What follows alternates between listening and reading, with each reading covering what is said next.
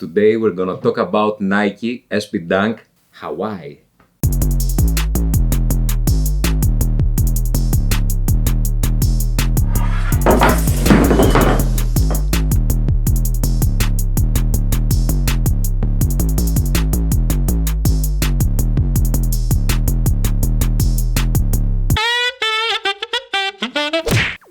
Hello YouTube, this is our second video and once again we're gonna talk about a Nike SB Dunk High.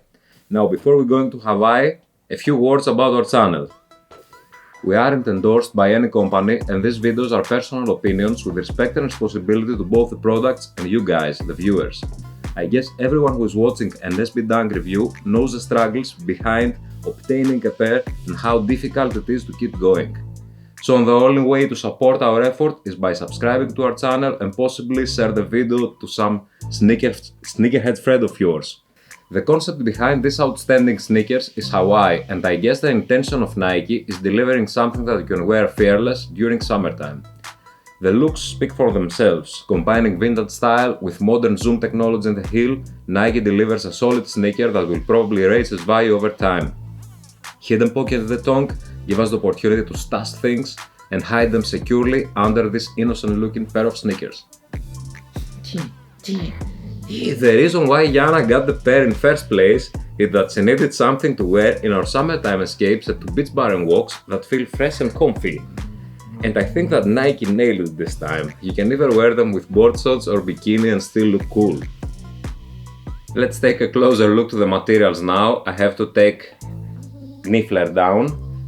Niffler, φυλάκι, μπράβο το κορίτσι, Κατέβεις κάτω, άντε κατέβα κάτω, ναι, άντε.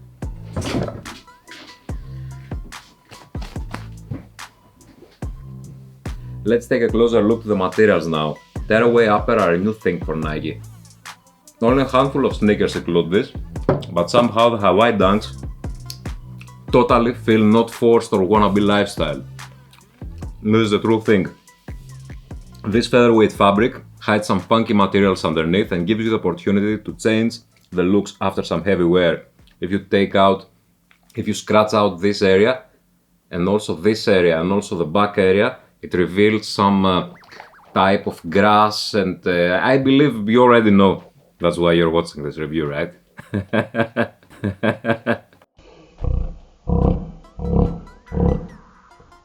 Now what I love about this shoe is this sail details.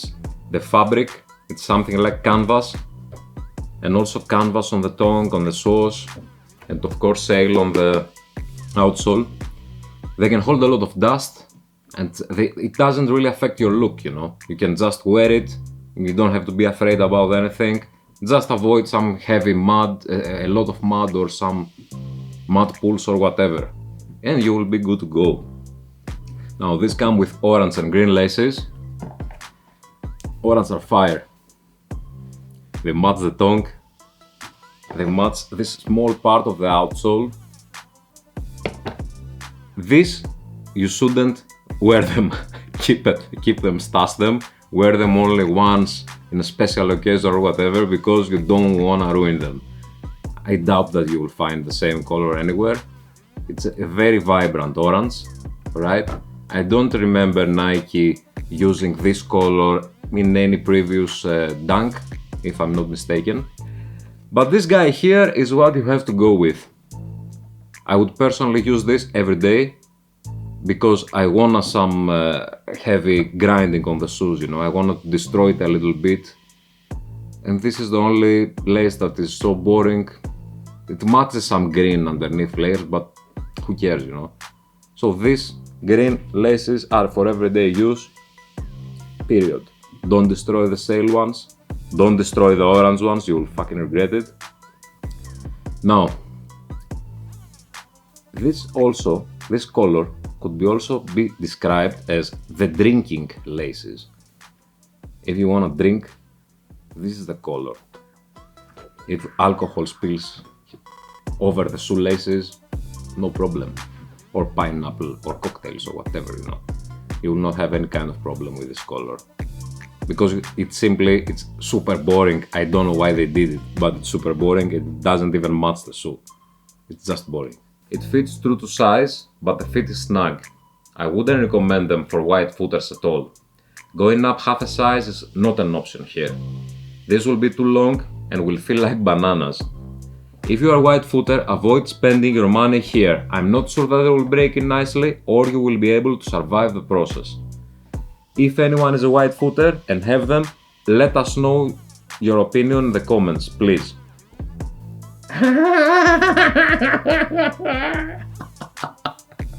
Αγάπη μου, ναι. If you like the video so far, don't forget to subscribe to our channel and possibly share it with a few of your friends. It's the only way to keep us going. Niffler.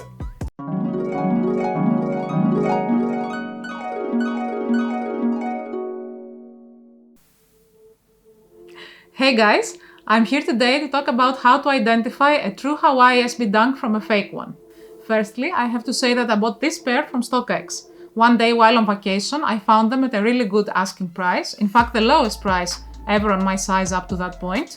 And since I've been wanting these for a while, I said it's now or never. So, just after I made the purchase, I started watching some videos about them, and there were a couple of guys on YouTube that were talking about how good job the Chinese people had done with the fakes, and how difficult it was to tell the difference. That's when I started asking myself, if the fakes are that good, what if they send me a fake pair? Okay, StockX verifies them, but what if? How could I tell the difference without having another pair in hand to compare side by side? So, I watched very carefully all these videos with the fake ones, pausing and taking screenshots every now and then to compare the tiny details, and in fact, I did spot some differences that give the fakes away that weren't even mentioned by the people who were making the comparisons. So, here's what I found. The most obvious difference that you can tell right away whether the shoe is a fake or not is at the tongue. To me, it's crazy that all these people have both pairs in hand, are making a comparison for this purpose, and no one notices it. So, the real Hawaiis, like all SB Dunk highs, have the stitching just where the label ends. You see? 3 lines of stitching, 2 are together and 1 above a bit apart, but basically they are together all the 3, just below the label. On the fake ones, the 2 stitching lines are a lot lower from the label, leaving a considerable gap. You can see this on the screenshots from a variety of different people's fakes. Speaking about the tongue, I was wondering if the replicas have the inner pocket. From the videos I've seen, the inner pocket seems to be there at the replicas as well.